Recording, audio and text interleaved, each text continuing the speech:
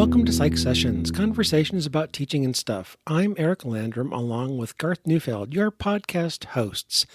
As the name implies, we center on conversations about teaching, but we often veer into other interesting topics, which is the end stuff. This is episode number 56, where Garth and Eric had the opportunity to interview Jennifer Thompson from the University of Maryland University College in Largo, Maryland. Now, before you hear the interview, please allow me to share some listening tips and some of my favorite moments. But wait, here's a special note. With our last podcast release, episode number 55, Psych Sessions topped the 20,000 unique downloads milestone. We are over the moon pleased that so many listeners enjoy hearing our guests' stories. Based on some recent listener survey results, we'll be rolling out some new features to Psych Sessions in 2019 and beyond, so please keep listening. Now, here's Jenn. You know, I've been working with Jenn on a couple different projects over the past 3 to 4 years, and one of the things that I truly love and adore about Psych Sessions is that you really get a chance to talk to somebody for about an hour, and for the most part, it's all about them. And that's honestly, that's the favorite part of the whole darn thing, because Jenn has had a really awesome background. She's did some amazing things that I never knew until we sat down to have this conversation. And so some things that I did know about, she's one of the leaders within the APA Introductory Psychology Initiative. She's leading one of those groups. She's the co-chair of CABE. And this is kind of a tongue twister. She's in the 4th year of a 1-year term. And if you want to understand that reasoning, you'll have to listen to the podcast. She was one of the leaders in the APA SNAP, the assessment project that went on a couple of years ago, and she talks about that. And then we did, of course, the origin story. She grows up in Ann Arbor, Michigan. And you would think the University of Michigan's in her future, and I will let her tell her own story there. But one of the things I really admire and respect about Jenn and her story is the theme or the thread of persistence. Not everything came easy to Jenn. Some things did. Some things she worked hard for and she got relatively easily, at least from her own telling of the story. But then there's a bump in the road. And then she has to persist, and she has to go back and retrace and retrack and do some things. And I can always admire and respect that in anyone, including Jenn. There's an underlying theme here that I kind of touch on that, I think Jenn was a little bit reluctant to be critical about, and I can respect that too. I think we hit on something. I would call it the lack of quality advising. I'm just going to leave it at that. I think the lack of quality advising in her undergraduate program actually hurts her. And, it's a kind of a theme that a lot of us around the country, especially probably many of our listeners, tune into. It was really a fully formed around the world type interview. She talked a little bit about motherhood and having kids, having twins, and the literal double challenges that came with that. I'll let her tell that story in her own words. And part of this is on me. At some point I got to stop talking about the imposter syndrome. And Jenn was a really good egg about it. Jenn it's obviously, she's a regular listener, so she kind of knew it was coming. And I think she kind of purposely sidestepped some landmines, but occasionally she couldn't help herself, which meant then that I couldn't help myself. And so she was a good egg about it. And, I'm never trying to pick on people. I just want people to recognize how awesome they are and to take a bow and people have been in my ear from time to time that I should do the same. And I'm trying to walk that walk myself. And so I think she's pretty awesome. And I think she realizes that as well. And she should be proud of what she's accomplished. We kind of wrapped it up by thinking about and talking about what I would label work-life balance, which has come up on other episodes as well with other guests. And the quote that I wrote down, the silver lining of teaching on Saturday morning, and I'll let you listen for that. And finally, how do you leave it at work? And again, finding that work-life balance. And so enjoy. Well, we're here in Washington, D.C., and Eric and I are together with Jennifer Thompson. Jennifer Thompson on the podcast. From Duh. What is- BMCC, right? There it is. Did I get the Not letters? even close. Baltimore. Hold on. No, you got an M and a C right. No, not Metropolitan. UMCC. Hold on. UBMC. You're closer. We You should got have done our three. homework. Oh man! Wait, Do you wanna where are my start notes? over My again? notes. No, we're not starting over. We don't. Only you get to edit. We don't get to edit. Yeah. You got 3 letters right last time. It's been a long day. University of Maryland, Baltimore campus. No. University of Maryland. Mm-hmm. We have a guest in the room. For the first time ever on the Psych Sessions podcast, we have a listening audience. We have a listening in the room. audience. Wait, we have a listening audience. Wait, in the wait, podcast. wait. First things One first. hopes. Can we get her affiliation, please? I was gonna get. She was. See if No, Jane can do it. our guests are. I know. Where does she work? UMUC. She got it right. UMUC. Doesn't that sound like a great cheer? UMUC. Wait, University of Maryland, University campus. Close. What? How long are we going to do this for? No, you can bail us About out. 45 more minutes, This is actually. great. This is fantastic. University of Maryland University College, which is a very strange Fancy name. schmancy. I know. It's a very strange name, and we get a lot of grief about it. People are like, why do you have to say university and college? And now you only say university twice. But it actually follows the British system, and they have different sort of colleges, and university college means continuing education in university. So that's really what we are. So should we do this with a British accent? I- Should we do this? I would like to I hear don't it. know. Can. Jolly good show. Very nice. Excellent job. Do you want to introduce our Okay. audience? so No, that- I just wanted to let them know that Jane's in the room. Jane who? Jane Hallen is in the room. Jane Hallen from the University of West Florida is in the room. So you knew her affiliation. I know UMUC. I'll It's know from funny. now It's on. very odd. It's very odd. Yeah, and we get emails. We exchange emails multiple times a week, and I've just Yes, we never looked at Focused the on bottom. Well, it autofills. We don't. Oh. You start typing, and the rest of it autofills, Yeah. so you don't really pay attention. Right. Yeah. It's all over. You think we could have thought? I mean, we could have done a little bit It's better job. it's as- somewhere as in my hosts. notes, and I can't find that page in my It has notes. been that a are in front long of me. day. It has been a long day. Yeah. So Jen, why has it been a long day? So we'll do reverse chronology. Okay. So we're here in Oh. Washington D.C. and tell us a little bit about the leadership role that you're playing in what the reason that we're here today. So back in October, when we were meeting in DC, we were actually there. Look what she did. That's awesome. She's playing time zone games. I love this. This is great. As part of the American Psychological Association's Introductory Psychology Initiative.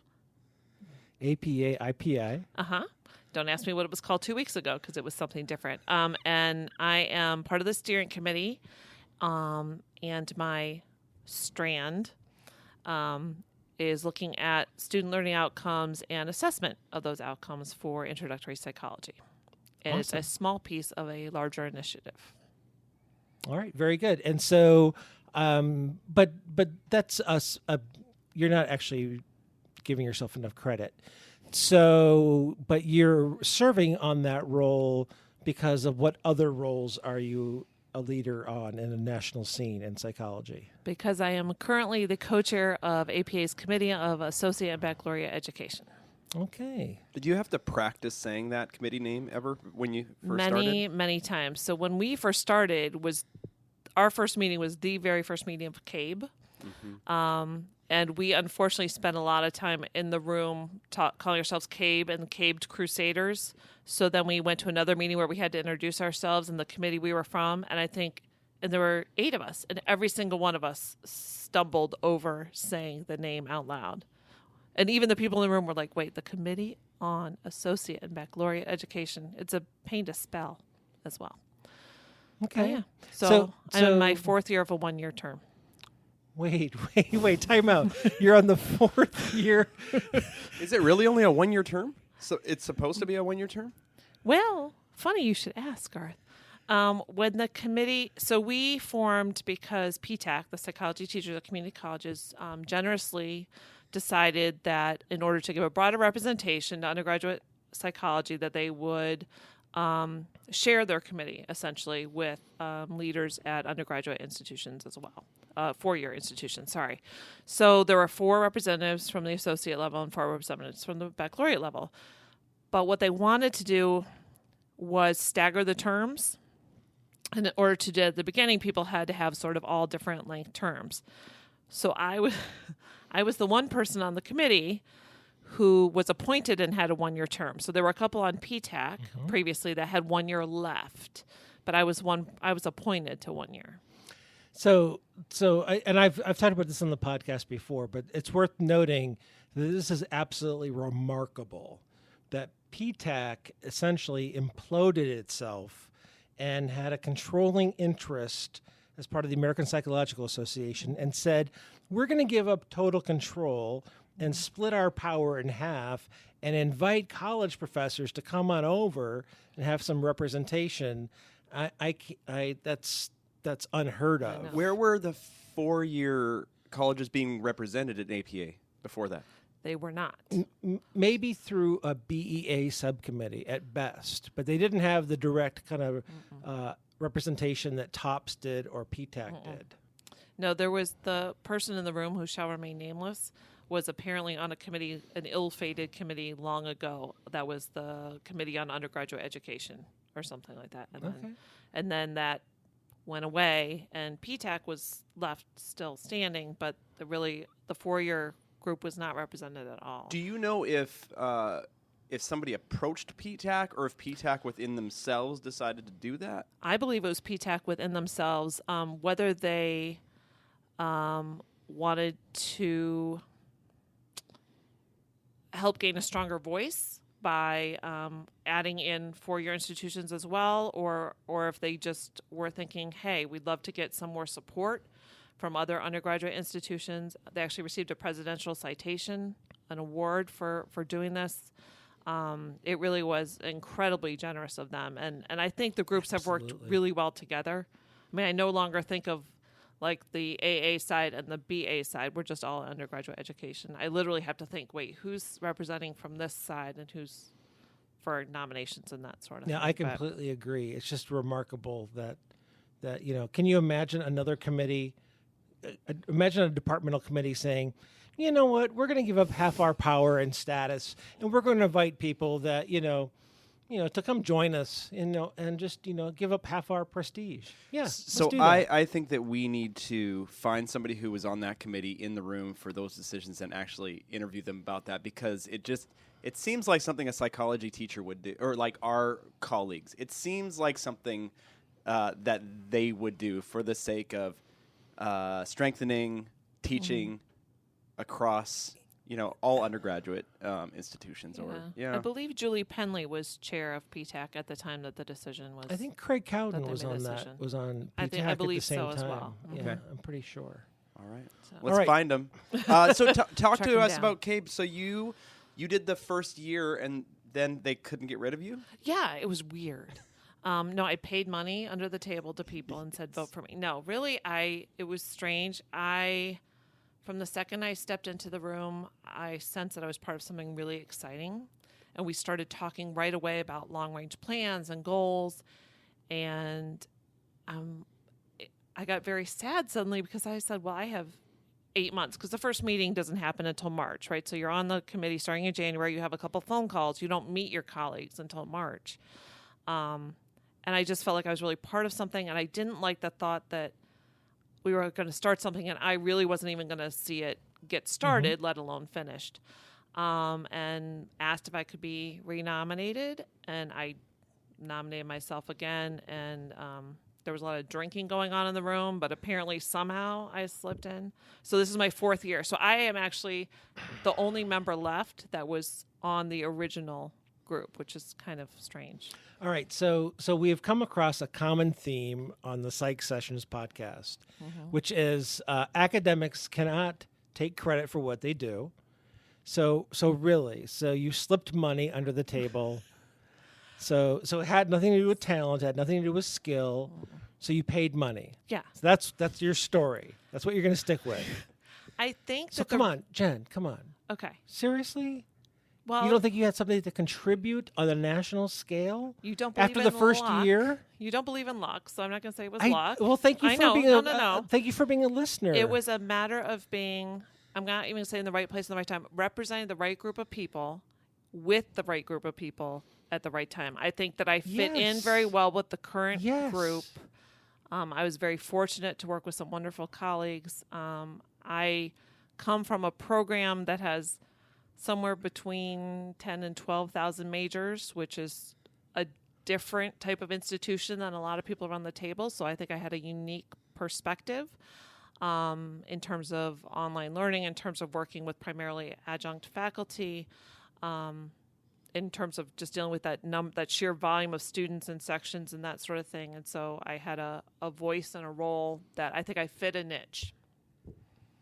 Thank you. Thank you, because it wasn't lucky. I mean, you did it for a year, and when you re-upped for another 3 years, and when they asked you to continue, it was because you demonstrated a skill set and you had experience. It wasn't because money under the table. Yeah. Okay. So noted. So noted. I do feel like I was fortunate. Hold on. I was fortunate in the people that were in the room and that I was able to. Sure. I'll tell you. So I was thinking about this and your whole no one's ever lucky. And I was like, so how have I been able to get the opportunities that I have when I have gotten them?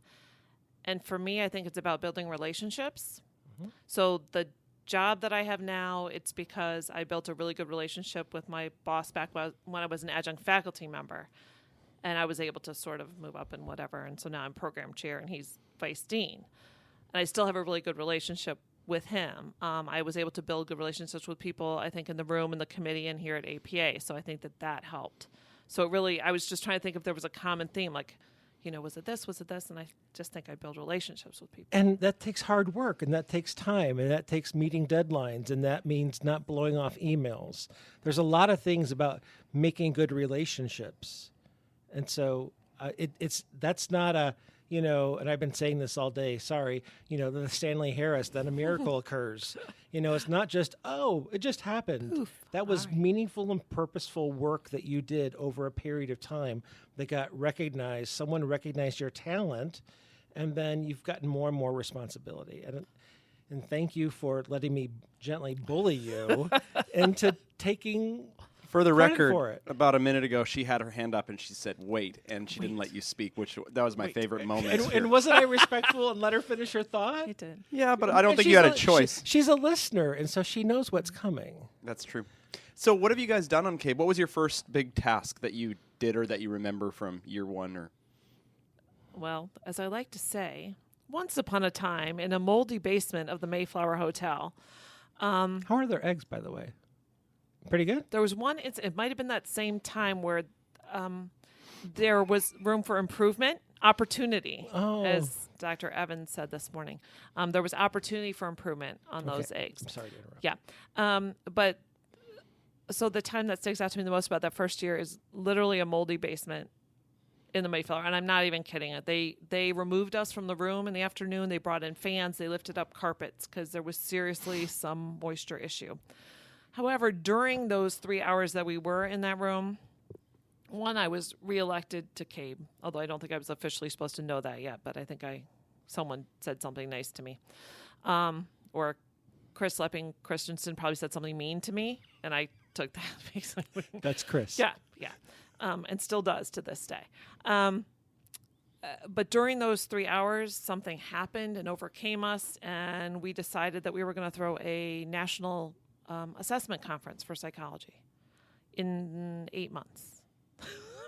So I don't really know what happened. As you said, some miracle happened, and all of a sudden we were throwing an assessment conference. Okay. And that was really exciting. It was, not only was I on a committee, but I really thought of it as a working group.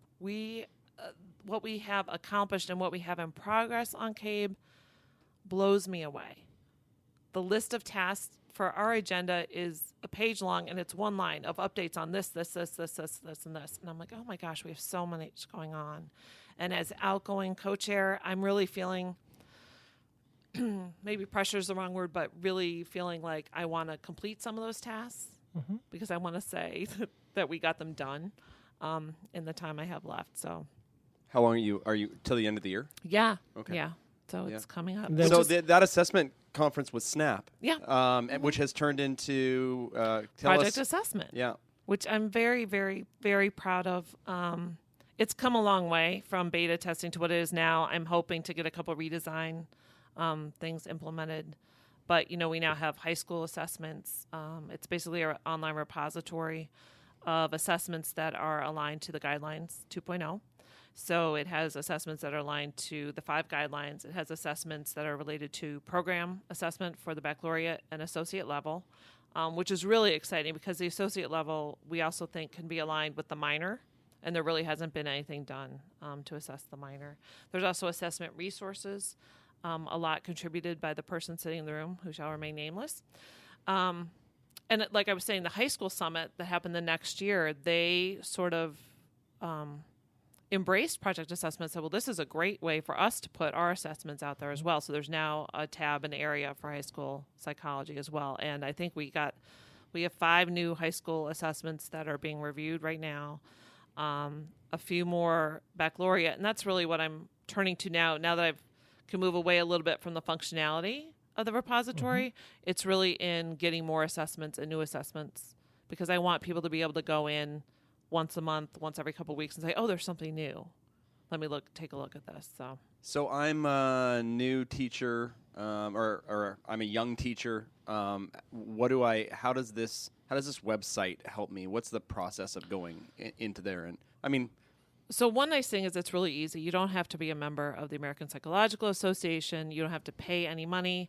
You do have to register primarily for a couple of reasons. One is tracking, so that we can tell that if the site's being used by people, and hopefully they find it useful. And the second is for academic integrity purposes. And basically you could go in there and say you want an assessment for your cognitive psychology class. There's also a tab in there. They're aligned not only by the guidelines, they're also aligned by topics. They're also aligned by type of assignment. So if you want an exam, if you want a paper, if you want a demonstration, all those assessments are there. And so, I'm sorry.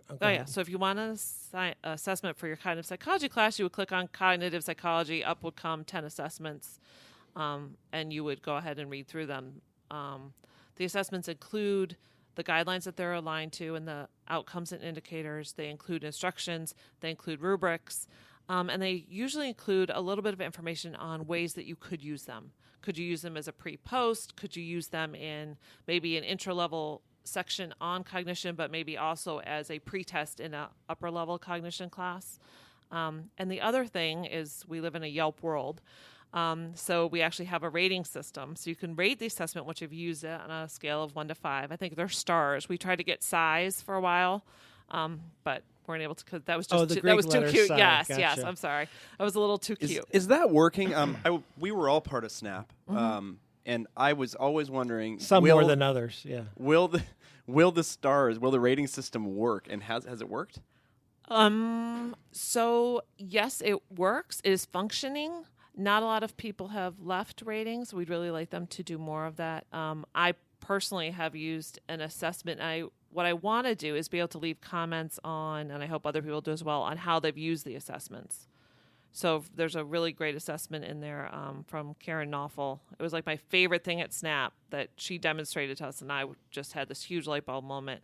And I really want to go in there, but I'm using it as pre-post, and she didn't use it in that way. So I use it at the very beginning of my intro class and at the very end of my capstone course. So I use it as a program assessment. So how much does it, so do I have to pay per access, or is it a one-time fee for me to pay to get access to this website? It's free. No way. Yes. The only barrier is registration. You just have to put in your email address and have that verified, and then you're in. That's pretty amazing. If you know it, can you give the website address off the top of your head? It's pass.apa.org. So Awesome.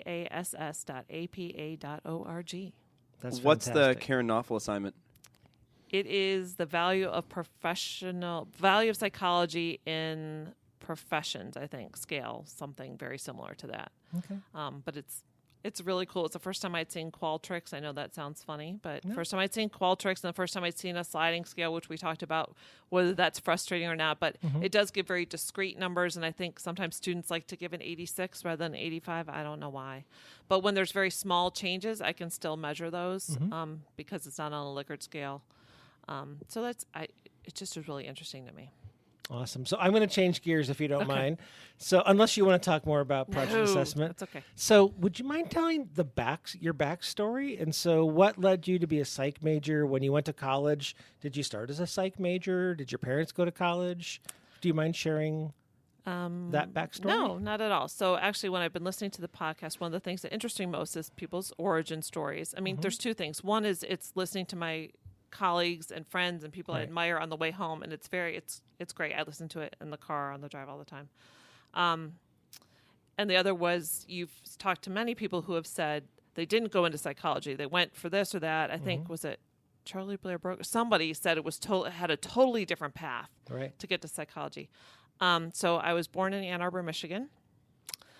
Yeah, go Blue. They have a game tonight, so I might have to leave suddenly. No. And actually, Missy Beers and I get along, and I try not to hold the fact that she's from Ohio State against her. You mean and the Ohio State? Yes, and hopefully she doesn't hold it against me, but, we work it out. She's a good egg. Yeah, exactly, luckily. So grew up in Ann Arbor my whole life. I didn't move. I mean, I guess I moved when I was little, but I don't even remember it. In 11th grade, I asked my mom, I think we were given an assignment by the English teacher I hated. Where'd you move to, by the way? Oh, just around Ann Arbor. Okay. Sorry, just different You were houses. still in Michigan. Gotcha. Oh, yeah. All right. All around Ann Arbor. I asked my mom in 11th grade, we were given an assignment to say, ask your parents, if they weren't doing what they were doing now, what would they have done? And my mom was, for a while, she was the CIO at University of Michigan.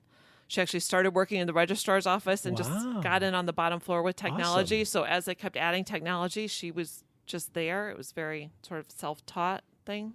And I said, so if you were walking across the diag, and I said, if you weren't, doing what you're doing now, what would you have been doing? She said, I would be a cognitive psychologist. And I said, what's that?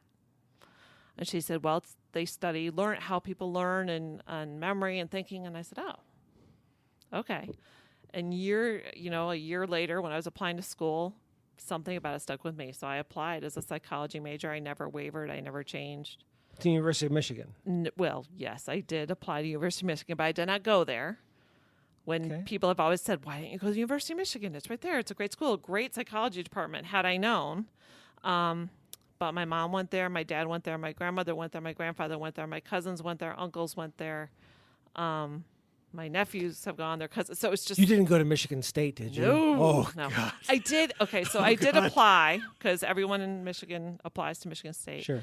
And it was the first envelope I got. It was one of those like rolling admissions, and it says on the back, you get it, it says, congratulations, you're a Spartan. And I was so excited. I was like, I'm going to college. I'm going to college. And I drove whatever. But no, I ended up going to Vanderbilt.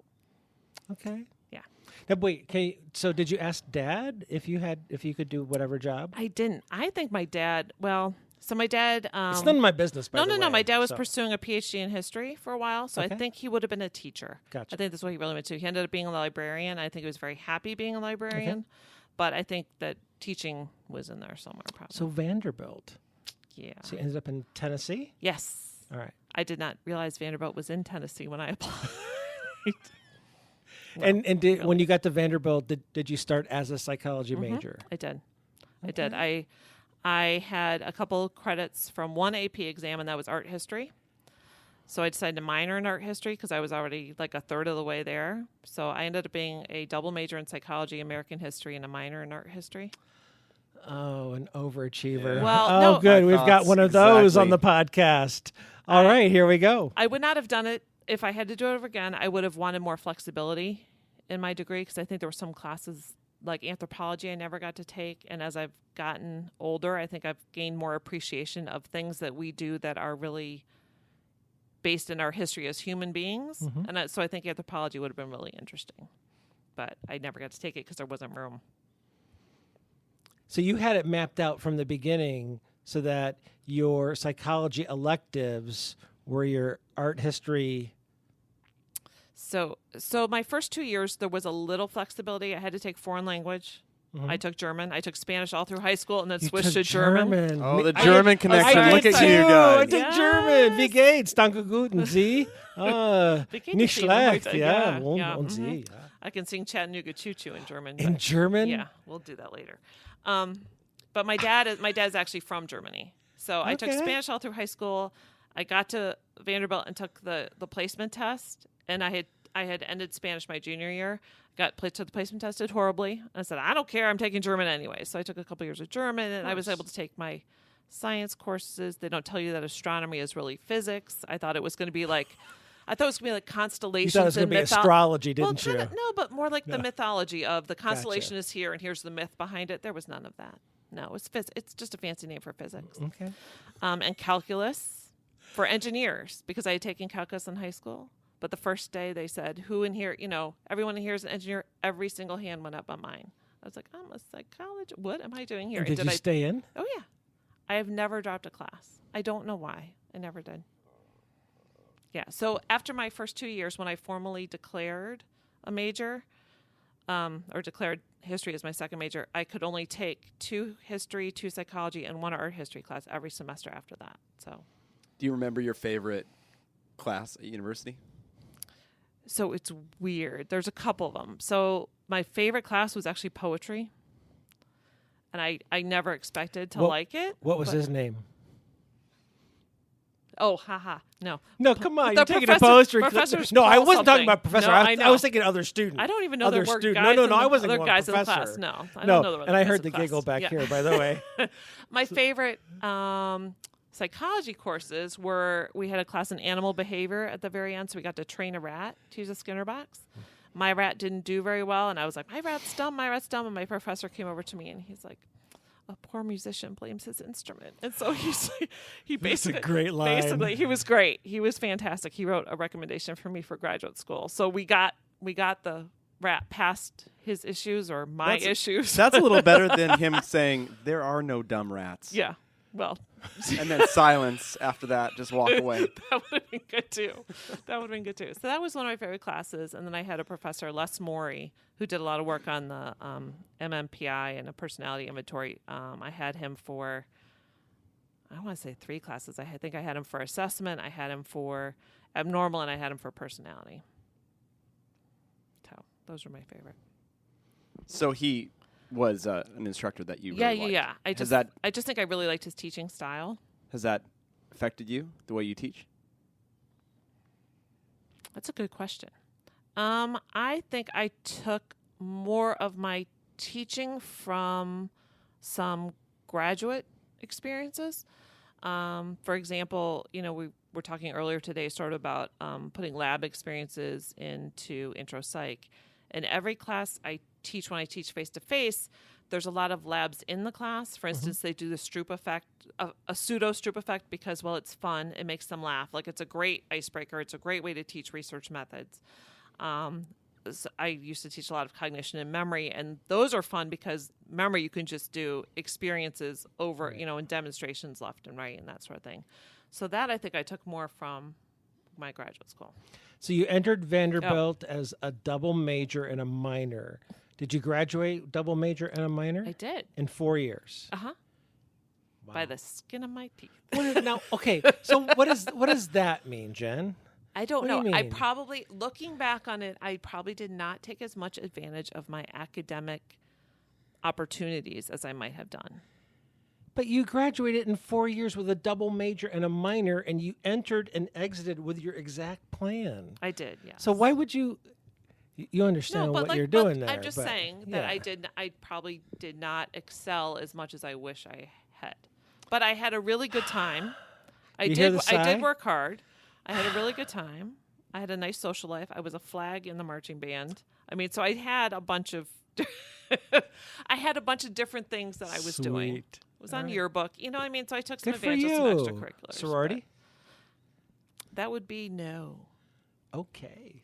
All right, the Canadian has a question The tone here. of that. Oh, yeah. I have a question. You have a about- question, eh? About flags in a marching Oh, band. Lord. Okay. We don't do marching bands. So, I mean, I've seen this Really? before. No, Oh. no. Yeah. No, it's a total American thing. Does too any other cold. country do it? I have no idea. I don't know. I don't know. I guess that's very. It seems like something Americans would. But there are marching bands. Wow, here I that- don't know like- what that means. Like Seems how like how could we make this like one up maybe other like every country plays music. Let's walk around and do it and choreograph it. And let's put flags in as well, apparently. Yeah. Because flags add the flair to the musical performance on a football field. Would you agree that she's a professional flag bearer? I don't know what she does Waver? now, but I'll bet she was good then. Anybody can do 2 majors and a minor in 4 years and stick to the plan? Yep. Yeah. Okay, tell me about flags. So Oh. how, was that your first, like when you were thinking about marching band, were you thinking flag from the get-go? So I was a band geek forever. Wait. Okay, we have to guess what instrument she played. Oh, there were 2 of them, so good luck. All right, then she has to guess what instrument I played and what you played. Okay. So you played 2. Saxophone and... Woodwind. Yeah, all right. S- Saxophone I and oboe. No. Saxophone and bassoon. No, saxophone and flute. 1 for 2? You're right, yeah. So I started out on flute and then got to middle school and there were 30 of us. Yeah, too many. Yeah, and you, so you didn't want to go piccolo? You know, and to I think I was the last differentiate? chair flute. Yeah. And he's like, some of you are going to have to go Right. to saxophone. And then we only had 1 saxophone and 30 flutes. And I was like, oh, I'll play Saxophone. Look at that. Yeah.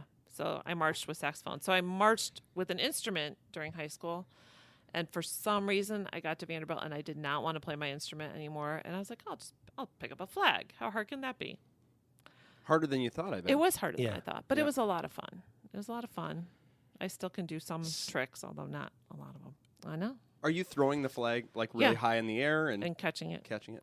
at times. Do you still have wait. Do you still have a flag at home? So what's funny is I actually made myself a flag to practice with. Like I went out and I got a PVC, and I had to be sort of cheap, so I got a PVC pipe Yeah. and like a piece of material that I probably stapled instead of sewed. Like I stapled the little Okay. hem and taped it. And So what twirled kind it. of if we were at a place where we could get you a flag, what kind of tricks could you do?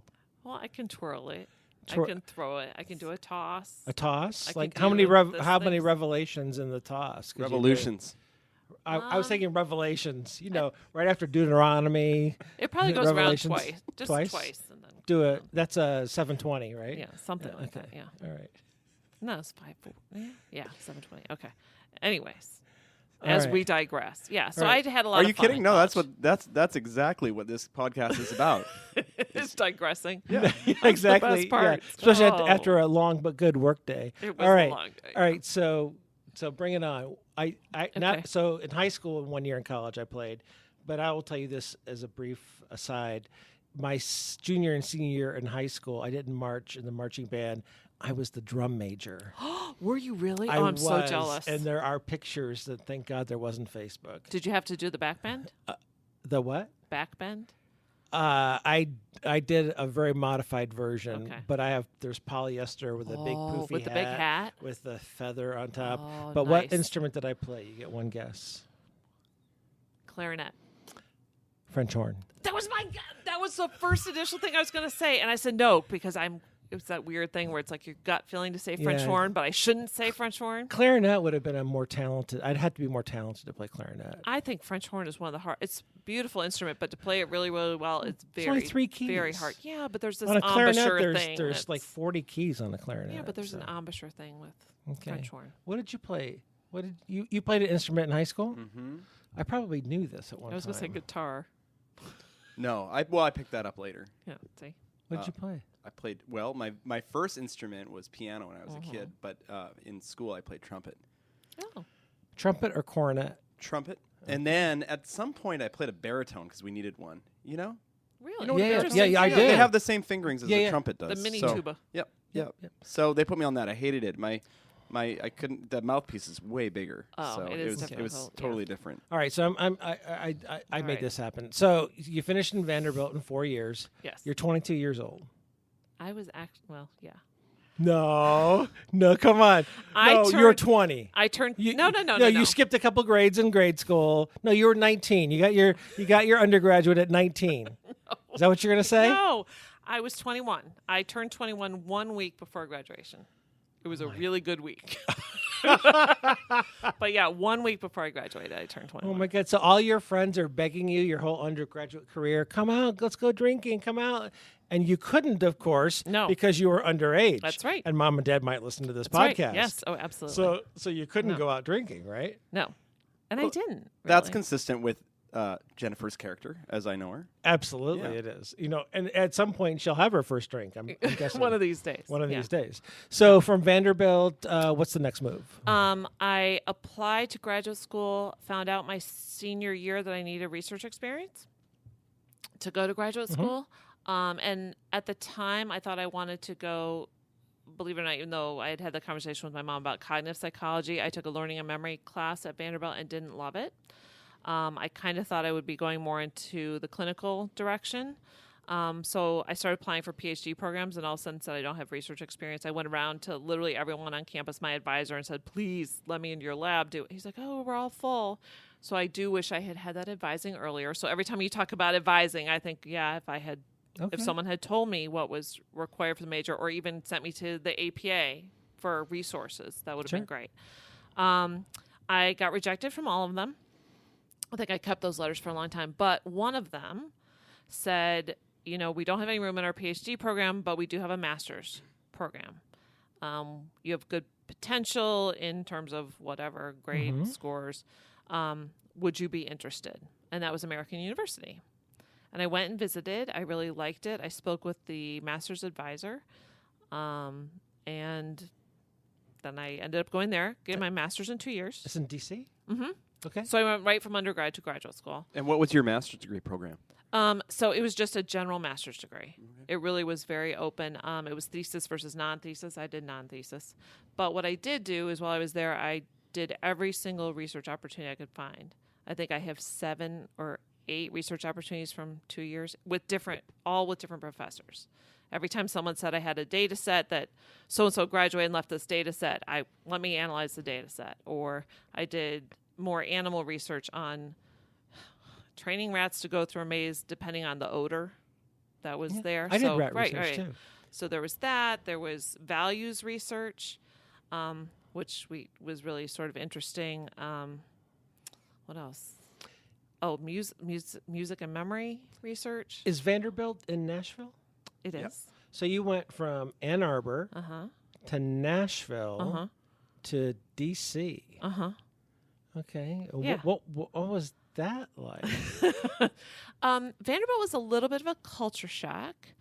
My roommate my freshman year was a blonde cheerleader from Mississippi. She's very, very nice. We got along much better after we didn't live together anymore. Okay. Really a good person, but it was definitely like I felt sort of like I'm here because I'm from Michigan. Like you didn't have one of those, so pick one of those from the map. So that was different. And I always thought I'll go away to college and I'll come back and live in Ann Arbor. Yep. And that just wasn't the path that ended up being for me. DC was a great place to be a young person. It is like, I don't think I could live in the city now. It's just not it's not my cup of tea. It's not my thing. It's a great place to visit. It was a great place to be young and having a good time. So American University, 23 years old. I've got my master's degree. Can I stop? I want to. I have a question about that. Here you go. You get into Vanderbilt. You have a really successful time there. You graduate, and then you get into, or then you apply for graduate school, and all this rejection. Had you ever faced rejection like that before? No, there were a lot of tears. Yeah. You know what? I got rejected. I had a dream school, Amherst University, that I got rejected from out of high school. It was definitely my reach. Well, one of my reach schools, and I didn't get in. And so I remember being devastated. But that was sort of a time where you're getting letters all the time from different schools. So I think I got over that pretty quickly. The letters from graduate school were sort of hard. It's like, here's another one. Here's another one. Like I said, I kept a file of them, and it was hard. And it was mostly the lack of research experience, or that was one component. They don't say that in the letter, but I knew even when I was applying, I knew that I had decent test scores, okay grades, but what am I missing? I'm missing this research component, this something that shows that I'm interacting with the field in some way outside of class. I knew that. Yeah. And I was learning very quickly that clinical programs were 5 people or 6 people. And I don't think I had any concept of that's what I was applying for. So you go to a master's degree and you go above and beyond in all the research opportunities. You're not going to get burned again, it sounds like. No, I did. Yeah. And I loved it. I loved research. For someone to tell me, this is what I'm studying, here, go test the subjects, or which we called subjects at the time, participants, I was done. Like, I'll do your protocol, I'll do whatever it takes, I'll analyze the data, all of that stuff. I loved it. Well, like you mentioned a couple minutes ago, Vanderbilt failed you in that someone your junior or senior year should have either told you, get into a lab. So, Jen, you want to go to grad school, you're going to have a TA-RA internship to be competitive. Or they should have said, you're going to need to extend your stay. Or they should have said something about during the summer. So in the summers, I worked at the medical center at University of Michigan, which was a fantastic experience. I wouldn't trade it for the world. But it would have been great if they had said, while you're working at the medical center, find a psychiatrist to shadow or do something. And I hadn't. The only time I saw my advisor was, can you check off this list of classes? Now that's not on you. That's on them. It is. I didn't even know the questions. So sometimes I'm like, well, maybe I should have asked questions, but I didn't even know the questions to ask. So here's the thing. I'm not sure we're that much better in 2018 because I'm not sure our students today know any better to ask the questions. Maybe some of them do. I know that's not what today's topic is about, but I'm just going to let that there. And we can circle back to that.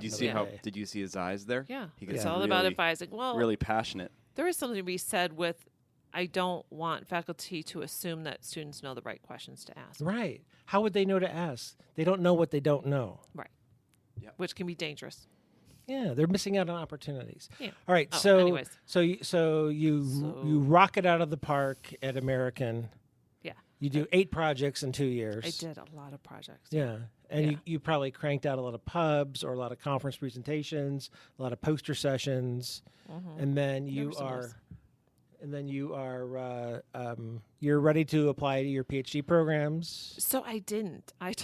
You got a job. I took a year. I got a job. I applied. Yeah, you got talent. You got all that stuff. You got all that experience. I applied to jobs. I got a job at the American actually it was the American Group Practice Association in Alexandria, which later changed its name to the American Medical Group Association.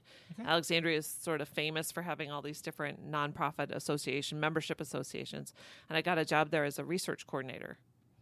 Right up my alley, doing outcomes research. You mean after 8 projects, you'd be able to do that? Yeah. So research on cataract outcomes, surgery outcomes, lower back pain outcomes, diabetes outcomes, really kind of interesting stuff. And I was working with medical professionals, and I had that experience back from when I worked at University of Michigan. So I'm sure that helped as well. And I did that for a couple years, a year. You know what's so fun about hearing all this backstory is that we know what Jennifer does now with CABE or her at her institution, and it's like, oh, of course, now this all makes sense.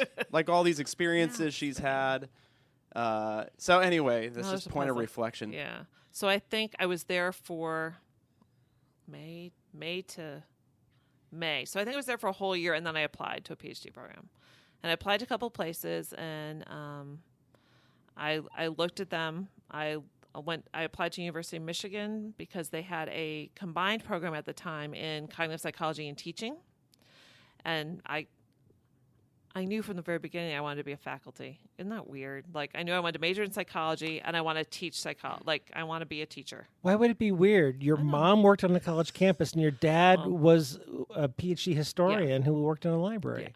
Yeah. How is that weird? Because I don't know how many students at 17 say, I'm going to do this, and not only am I going to do this, I'm going to get my PhD. Like, I knew from freshman year, I'm getting my PhD, I'm going to be a faculty. Well, I'm going to be Dr. Thompson. Given your pre-existing conditions, I think it's a pretty common outcome. It wasn't curable. I think it's pretty typical. Yeah. There's no treatment for that. So then I applied to schools, looked at a couple of them, and actually got into American again. And they were eager to have me back. They treated me well. And so I went back there for my PhD. My PhD is in experimental psychology. Okay, pure experimental? I think it's in psychology, parentheses, experimental. Gotcha. But yeah. Yeah, so it was really focused on Did you experimental. get to teach while you were there? I did. So I learned, I should go back just a second and say right before, maybe right at the end of my baccalaureate degree, I realized that clinical probably wasn't for me almost because of that building relationships piece. I would find it very hard not to take stuff away. Like I would be very affected by talking to people and walking away and thinking about their issues, their difficulties, and that. So I thought that wouldn't be a healthy place for me. So then I sort of did this whole experimental turn. My first class at American, one of them was in cognitive psychology. Mother was right. Who knew? I know. It was in cognitive psychology. I loved it. I loved the teacher. She ended up being my dissertation advisor, 8 years later or whatever. I liked everything about it. It made sense to me. It was like when I first studied behaviorism, that made sense to me. Like I totally get this. This happens, and then this happens, and then this happens more. So that was sort of weird. So I went back into experimental, but really sort of focused in the cognitive area. So first off, I love that you asked, did you get to teach? As opposed, you didn't ask, did you have to teach? Oh, sorry. So I really appreciated that. Oh, sorry. So I was answering that question when I got distracted. This is like my conversations with the person who will not be named who's in the room. So yes, I did get to teach. I had a TA agreement, but it was a really cool one. And then I also they had something called the Greenberg Seminars, which were for people who wanted to teach. And so it was an extracurricular activity where you went and they helped you talk to you about job talks and about how to write your curriculum vitae. And it was more about getting a teaching job. There was some teaching skill component in it, but it really was for the very small group of graduate students who wanted to teach. My TA job was we had a class, an intro class, but it was taught in the sciences, and it was a 3-credit class and then a 1-credit lab. And I actually got to be one of the instructors of the lab. So I really had my own section of 24 students every other day or whatever, and I taught them lab, like the Stroop effect, like mental rotation, all these really kind of cool things that they could do on this little old Apple Mac computer or whatever. So that was a really cool assignment. I really enjoyed it. And my second year, the professor in charge of the lab went on sabbatical, and they actually hired me to run the lab, which was kind of mind-blowing at the time. I'm like, really? Because now I'm teaching the new people coming in how to teach the class, and that was a really good experience. So when you went back to start the PhD program, how many years did it take you to finish that? Was it another 2 years? That was probably 5 years. Okay. By the time I wrote the dissertation. So 2 years, master's. You work for a year. A year and a half. And then plus 5. Yeah. Okay. All right. It was. I took my time the second time. Did you work at the same time as well? Did. Okay, so you weren't a full time. I was not. I was a full-time student with a part-time job. Okay. How's that? So I was able to keep my job at the American Group Practice Association part-time during that. And during summers, I would then go back to full-time. But yeah, did my coursework, did more research experience. I finally had to quit my job in order to finish my dissertation, but I quit that job, and then a couple of weeks later, an opportunity opened up at NIH, and I jumped on that one. So I still had a job while I was writing my dissertation, but, that's just what happened. All right. I got out. I got done. And the rest is history, and now I'm here. Is the rest history? And then a year passed, and now I'm here. Okay, there's a time travel trick in there. Wow, you joined CABE 1 year after finishing your dissertation. Amazing, isn't it? I got to do the math on that. Where did you apply for teaching jobs right after you finished your dissertation? No, because I was fortunate enough to have an NIH postdoc. So I worked in the National Institute of Deafness and Communication Disorders, NIDCD. Okay, I'm learning a lot. Yeah, doing functional magnetic resonance imaging studies on inferences. basically. So it was kind of cool. So it was sort of how people make jumps from one sentence to another. Lots of fMRI and PET experience. Did some PET studies with people with Parkinson's disease. Got some really good training. Really enjoyed the people I worked with. And then I had kids. That's kind of what happened. I think there's a couple steps in there that we're gonna skip over. You know, that we don't need to really go into the details. Yeah. So how's the long and winding path to UMUC? Okay, here we go. Postdoc, had kids, was on bed rest for 6 months. So tried to do some postdoc work from home, but teleworking in those days wasn't quite as seamless, and turns out that being on bed rest makes you tired, believe it or not. So the postdoc ended. I stayed home with my kids until they were 4, and then started applying for teaching jobs. And I said, you know what, let me baby steps, toe in the water. Let me look for some adjunct positions. And there was an adjunct position at UMUC, and there's a full-time position at the Community College of Baltimore County. And I applied for both, and I got interviews for both, and I got both jobs, and ended up being an adjunct at both places. At the same time? Mm-hmm. Did you say the community college one was a full-time job? Yeah, I was hoping you were going to skip over that. No, I didn't know if I heard it right. Can we roll the tape back just for a second, if you don't mind? So this will be the longest podcast but ever. No, we're not even we're at fine. an hour, are we? Yeah. Okay. All right. Do you want to stop? Are we okay? I'm good. I'm fine. Okay. Do you want to take a drink? Do you want? Yes, but you said you wouldn't get me one. Oh, I meant water. I'm sorry. Oh, yeah, of course, water. Sorry. I'm sorry. You know. So you said you stayed home with kids. I did. So until they were 4. Is that twins? I have twins. I have twin girls. Okay. So let's not skip over that too quickly, because I think that is an important. I don't know if you call it a sacrifice. I think that is an important decision that is meaningful. I really do, and I respect and admire that you made a decision. And a lot of parents don't have that luxury to make that decision, to have a parent stay home full time, either man or woman, to be able to do that. And I don't know. It's funny. I don't consciously remember making that decision. There was something to be said that postdocs don't pay a whole lot, and care for twin infants is expensive. So my staying home probably actually saved us money. Right. But something in my head, and my mom hadn't stayed home. I mean, I would think I was a year old and she went back to work, whatever. So it wasn't that I grew up in a house with someone who stayed home. It just became a thing. They became my world for 4 years, which is probably why I was anxious to get to teaching. Just kidding, girls. Oh, they're not going to listen to this. Are you kidding? Oh, you don't know. They're not never know. They're not going to listen. But I mean, that reentry couldn't have been easy. So that goes back to Garth's question about the full-time job. Okay. You're not going to like this part. I applied for a full-time job. The interview could not have gone better. It was probably the best job interview of my entire life. It went really, really well. I walked out of that and I was like walked out of the room and I was like, all right, like I could not have done better. That went really well. By the time I got home, by 5 o'clock that night, they were on the phone saying, we have a class starting next week. Can you take it? Like as an adjunct. Mm-hmm. And I was like, what? It totally threw me off. I was at a bunco party at a neighbor's house, and they're calling me. And I was like, I don't. And I was like, I just can't do it. I couldn't figure out childcare in the time, and I couldn't do it. And I said, no, but I said, I don't think I can do it. Whatever. And they said, okay, we'll call you back in a couple weeks about the other job.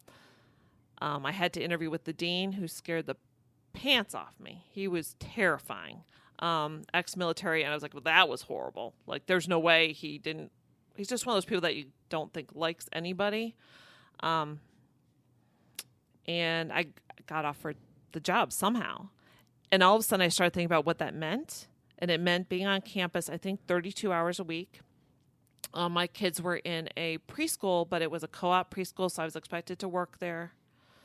Because I had twins, so twice as much as everybody else. And I think I just decided that wasn't the right decision for me, for my family at that time. Right. And I was like, I liked the people a lot. I think I was so blown away by the fact that I actually got the job. Like, I never expected to get an interview. I never expected to get the job. I didn't expect to have to make that decision. So I kept telling myself, I'll just make that decision when it happens. So I had to turn them down. But they still hired me as an adjunct. So that worked out well. What part wouldn't I like? Because it makes it sound like I didn't have enough faith in my abilities. No, like, I you never really thought didn't. I did. Yeah, see? Can I ask you seriously, do you now?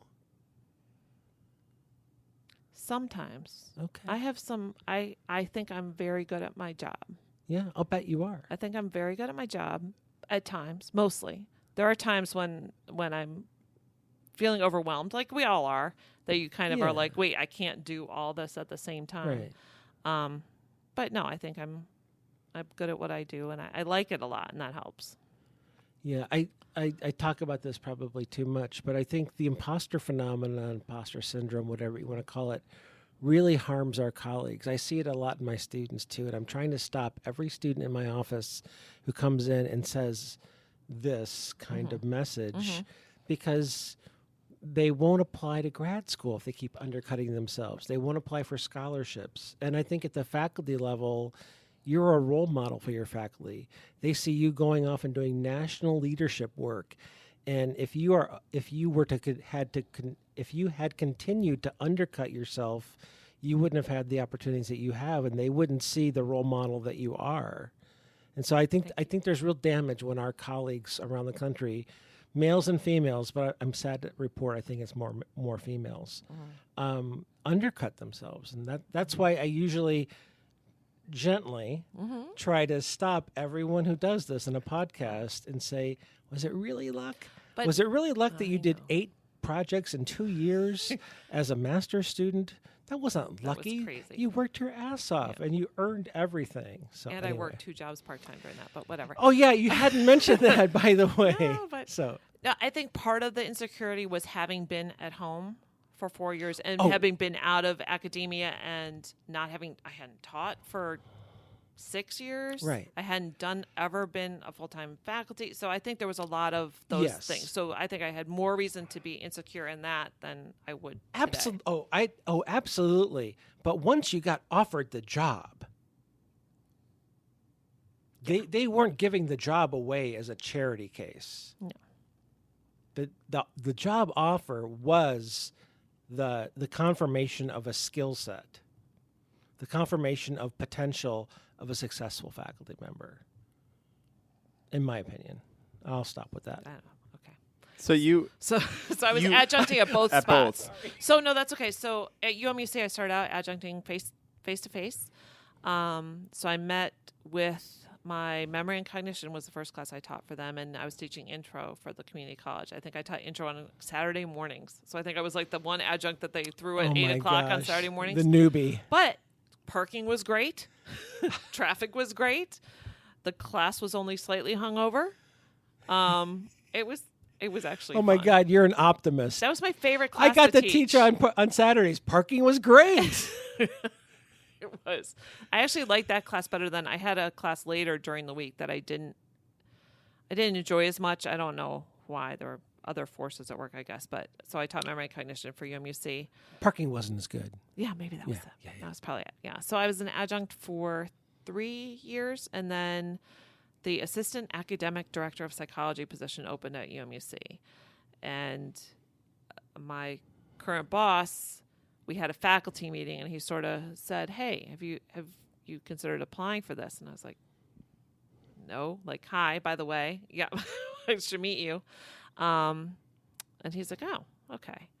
And in the meantime, I should mention in between that I developed a course for him. But other than that, right. So, and I that interview also went fairly well. And I got offered that job, and then he got promoted. And so they were like, "Well, you want to be the academic director of psychology?" And now it's called program chair. It's the same job. It's just a different title because, institutions like to do that. And so I've been program chair since 2012. Do you think you're department chair essentially? So your experience as an adjunct in your own department, has that influenced the way you're able to treat and support your own adjuncts currently?